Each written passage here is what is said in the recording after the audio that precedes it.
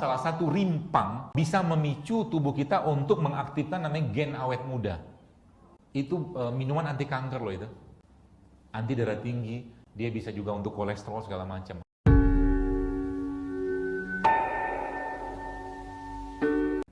Kita tuh sering bilang, hidup sehat tuh mahal. Mahal apa? Anda beli 3.000 beli kunyit, berapa banyak Anda dapatkan?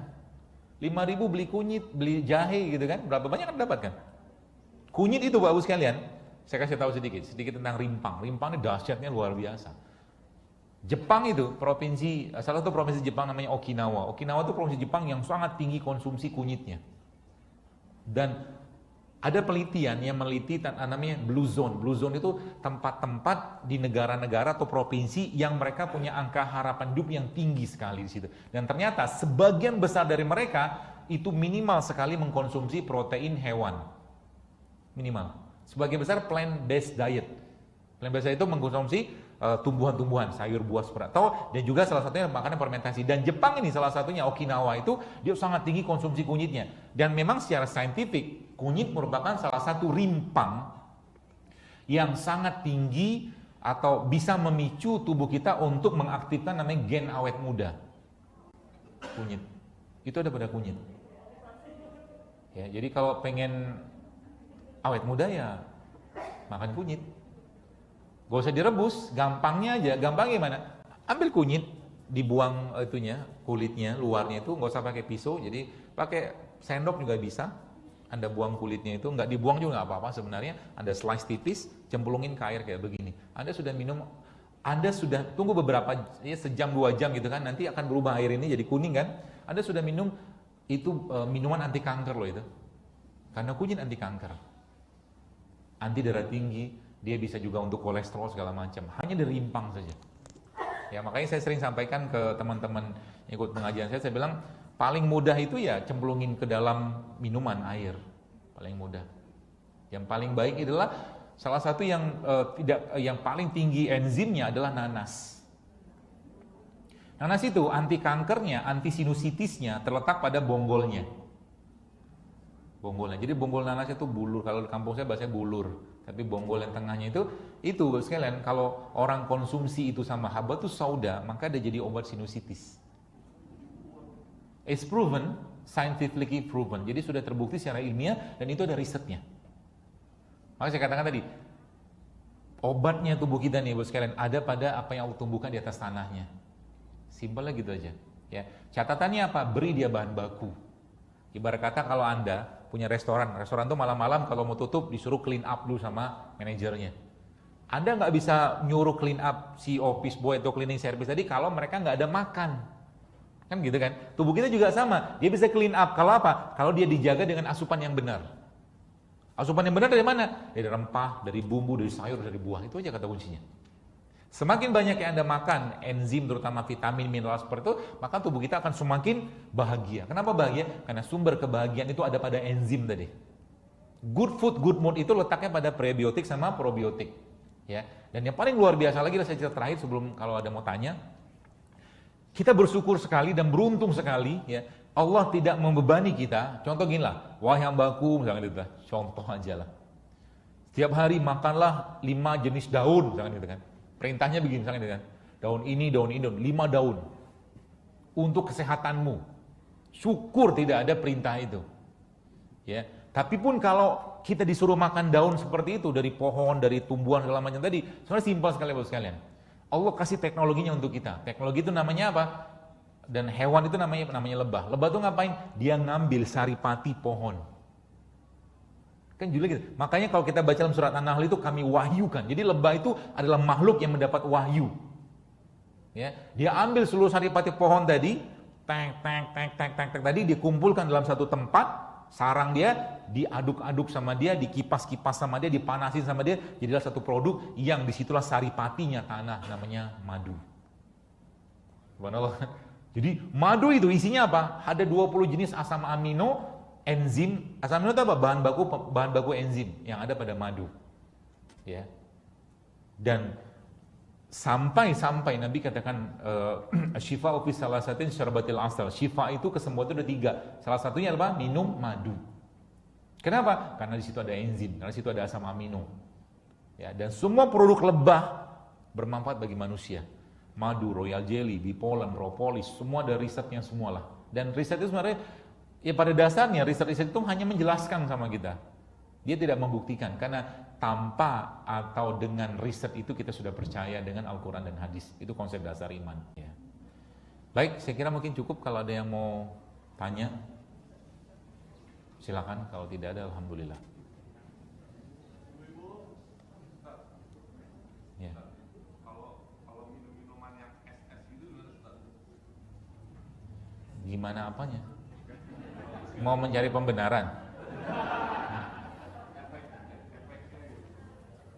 Tubuh kita itu Pak, suhu normal kita itu 37 derajat Celcius.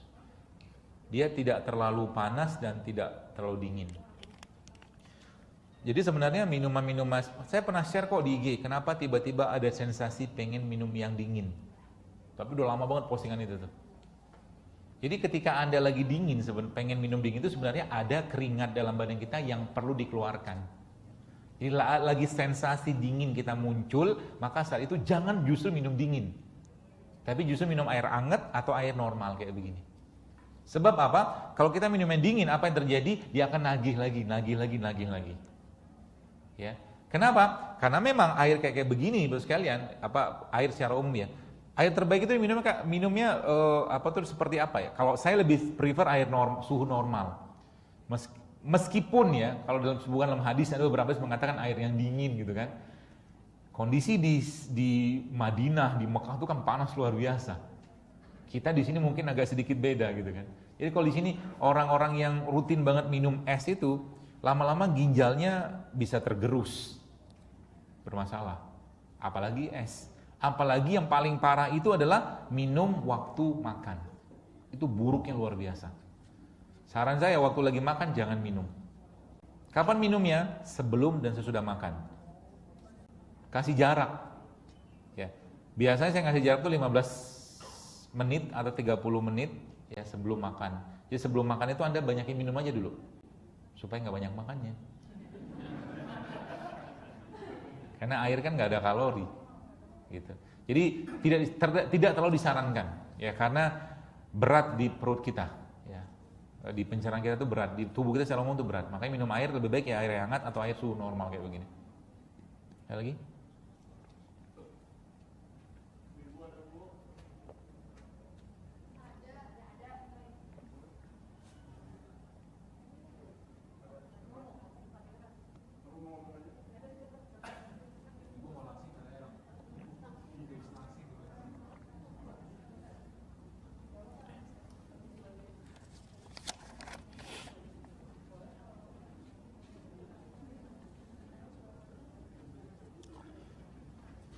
Mohon saran untuk seorang yang sudah menjalani cuci darah.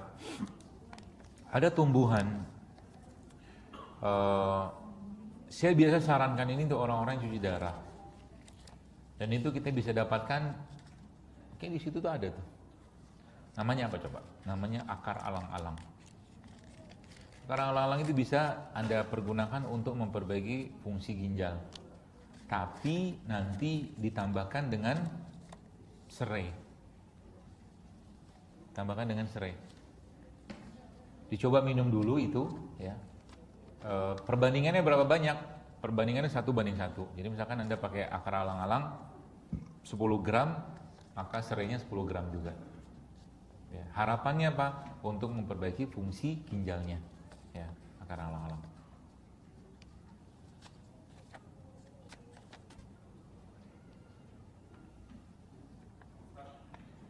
Bentar, saya baca tulisan dokter.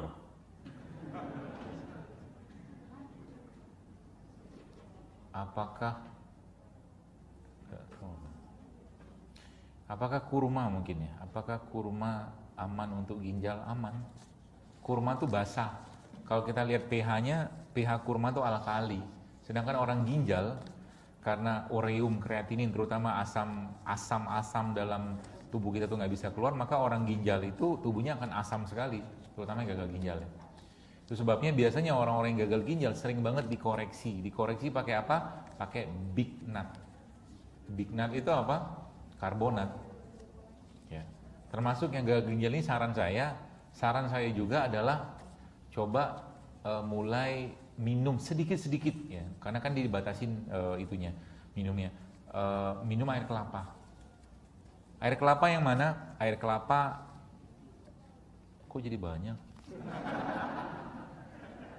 Tadi saya pikir pada sehat-sehat semua. Air kelapa yang hijau, mau kata kelapa hijau, mau kelapa biasa, tapi yang dagingnya masih ingusan. Haho-haho ya. Yang masih ingusan. Itu Pak Bu. Bapak-bapak nih, kalau Anda makan itu ya, makan atau minum air kelapa itu 3 bulan aja. Setiap hari 1 air kelapa dengan jumlah sekitar 600 mili, tensi Anda akan turun. Kolesterol Anda akan ngedrop, kolesterol akan turun juga. Pokoknya, kenapa? Karena air kelapa yang tadi yang saya sebutkan tadi, yang masih ingusan tadi, itu paling isotonik dan paling isokinetik sama tubuh kita. Secara enzim. Dan air kelapa ya, dia mengandung asam amino yang tinggi banget. Asam amino adalah pembentuk enzim. Ya. Catatannya apa? Jangan kasih sirup.